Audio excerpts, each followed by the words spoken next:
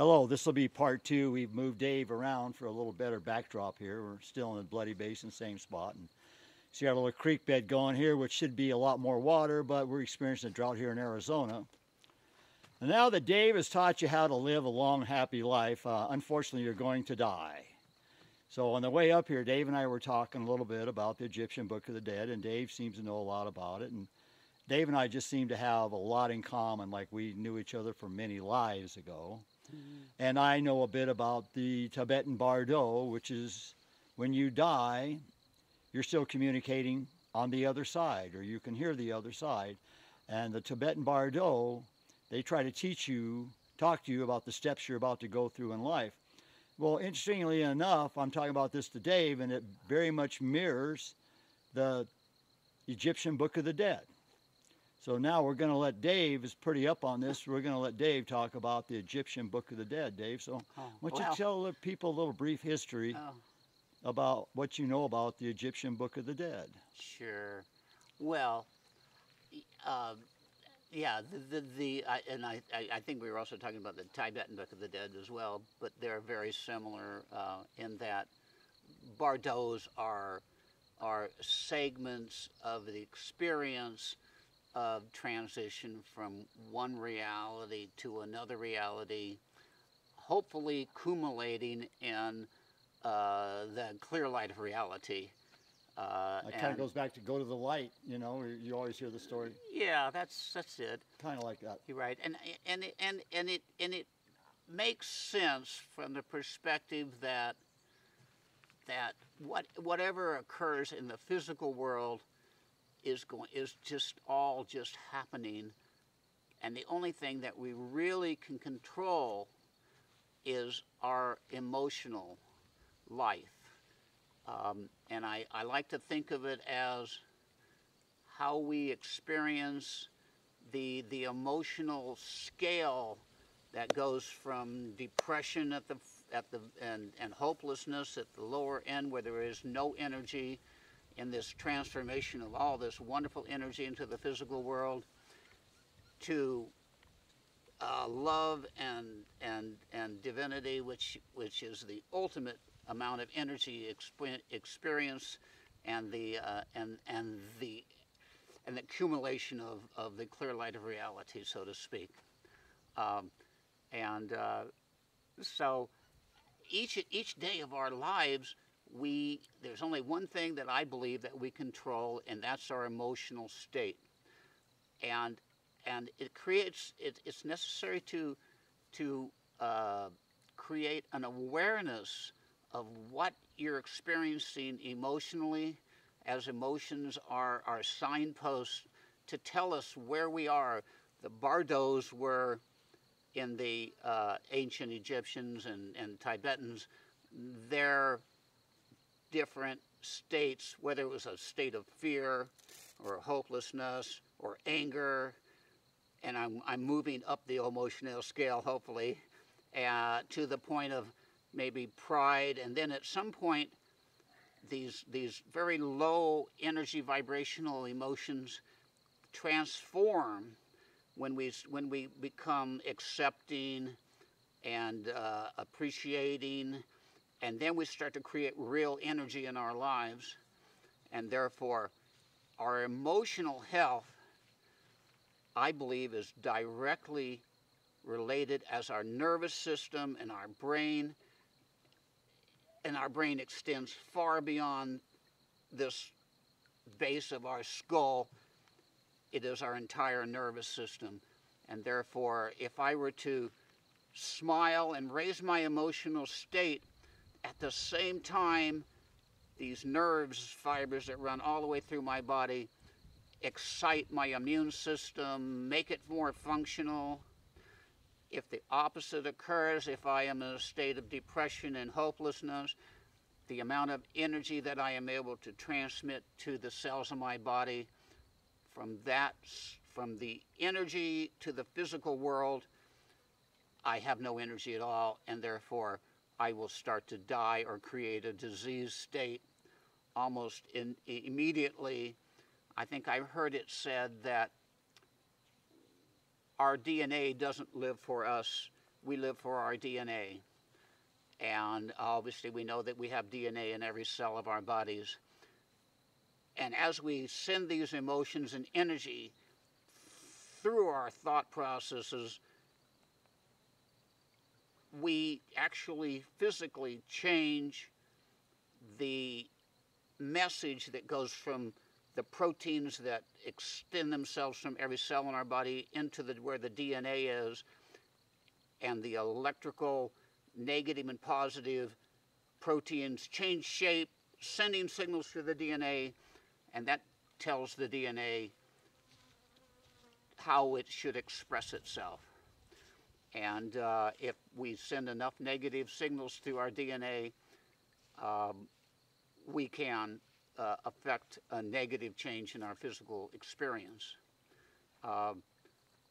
And the bardos that the Egyptians and the ancient Tibetanese experienced as they went through these life and death experiences were actually a realization of this is what it's like to go through life, and to achieve a higher state of consciousness is only can be achieved because we can become aware of where we are emotionally and move that gradually. You know, it's like it's better to be angry than to be hopeless.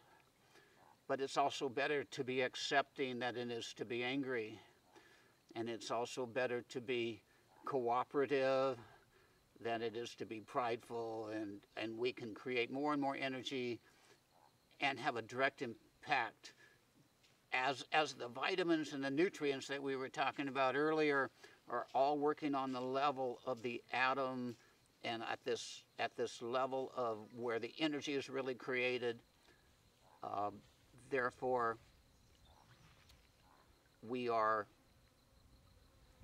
experiencing life through our emotions. Scientists learned many hundreds of years ago that we can convert energy into mass, and we can turn mass back into energy. And so this world that we live in with all this creation is just an expression of energy converted into a physical form, and vice versa.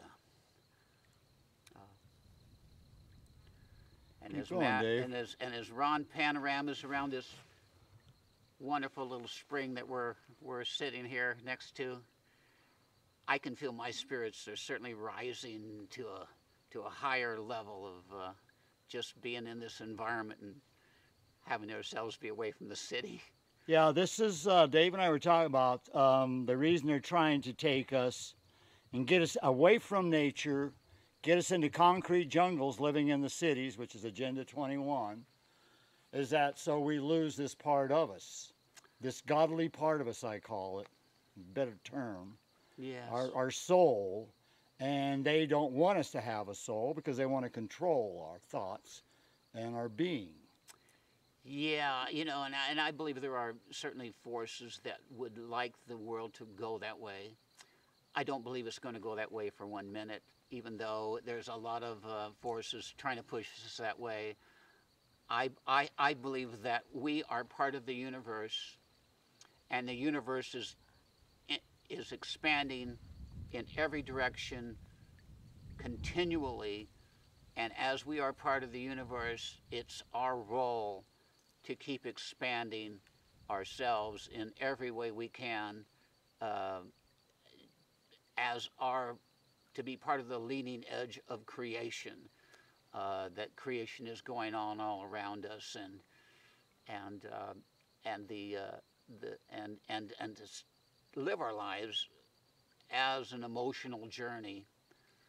And you know, whether or not you have a lot of money or you don't have a lot of money, I can certainly remember being 18 and penniless and being a pretty happy guy. So whether I've had a lot of physical money or not, it was always the emotional journey that made my life worth living or not.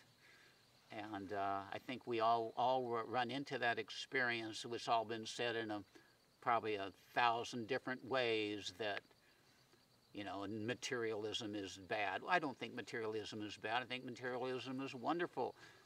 But never to lose track that life is an emotional journey, and it's our emotional state, which is the only thing we can ever control, absolutely.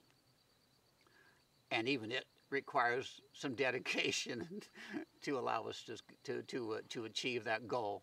Yeah, it's like your life is like almost every moment of your life you got to make a decision, either positive or negative.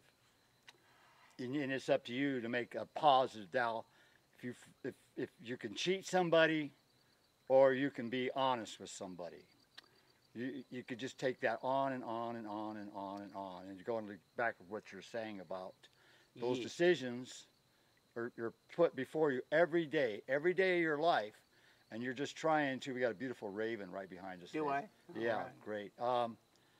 Those decisions are put before you on this life to see if you'll advance. Yes, you know, it is part of our responsibility, because we are part of an expanding universe, that there is no standing still, there is no stationary anything.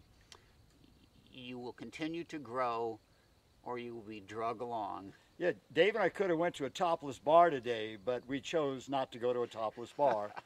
Well, this is a good example. Didn't Dave. come up, but okay. But no, that's what I'm trying to say. Your life is full of decisions. Yes. Every day.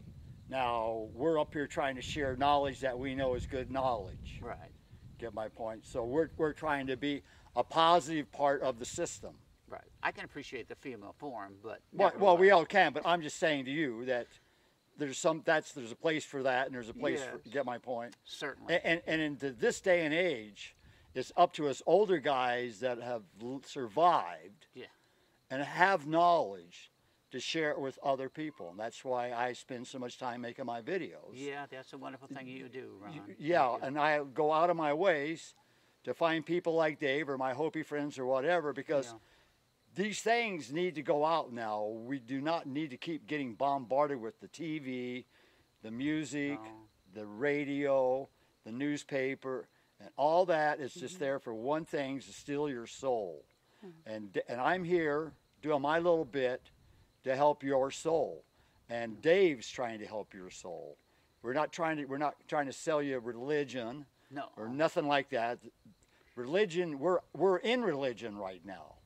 This canyon is religion. Certainly. Yeah, the creation is creation is religion. Is happening right now. Yeah. We don't need to go to some concrete building to have religion. No, I don't believe so. I believe it's much more personal than that. Yes. Yeah, I think and our life is going to give us those experiences, like it or not, that allow you that move you along this growth path, and to move you along and not move you backwards. Hopefully not. No, well, if we want to keep up with the universe and its expansion. Right, so. to help people, to help one another out. Not right. You were talking about the material world. Well, the material world is fine, but there's an old saying: "How nice is the car drive? How nice is the car the guy is driving? Is how many backs did he step on to get there?" Well, hopefully none. None, but for the most part, that's what the dilemma. That's one way to that's the dilemma of that, right? Yeah, where he got there because he screwed other people over to get there.